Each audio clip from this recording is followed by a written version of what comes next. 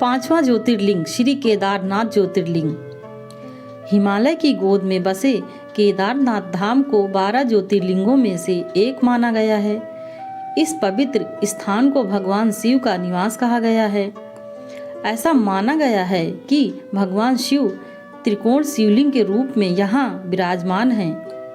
यह ज्योतिर्लिंग पर्वतराज हिमालय की केदार नामक चोटी पर स्थित है। पुराणों एवं शास्त्रों में श्री केदारेश्वर ज्योतिर्लिंग की महिमा का वर्णन बारंबार किया गया है।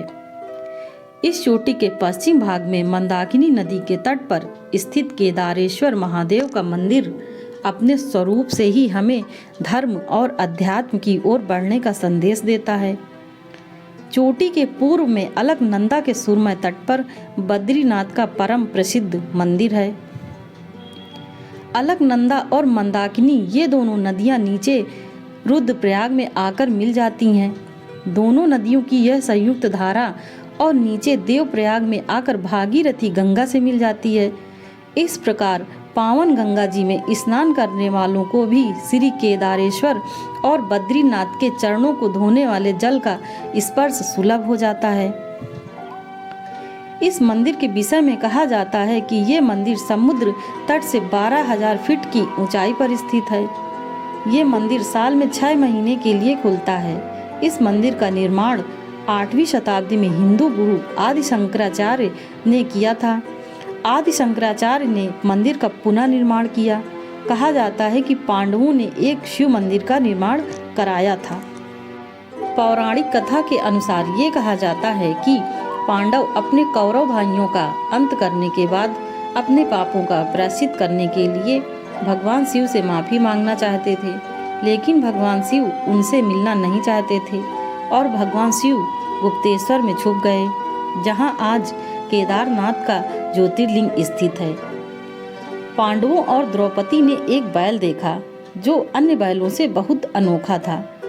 पांडवों में से भीम ने उन्हें पहचान लिया कि वो बैल कोई और नहीं भगवान शिव हैं, जो उनसे छिप रहे थे। वो नंदी बैल के रूप में थे। भीम ने उन्हें पकड़ने का प्रयास किया पर सफल नहीं हुए। बैल ने अपने आप को जमीन में घुसा लिया था। भीम ने बैल की पूंछ पकड़कर बाहर खींचने का प्रयास किया पर नहीं खींच सके।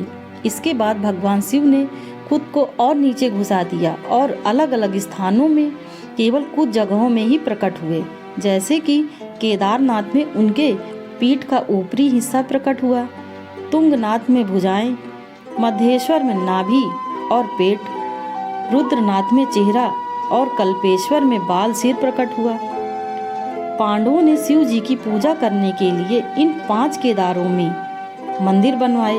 इस तरह वो अपने पापों से मुक्त हो गए और भगवान शिव ने त्रिकोण रूप में इस पवित्र स्थान केदारनाथ में रहने का वादा किया। इसलिए केदारनाथ इतना प्रसिद्ध और पूजनीय है।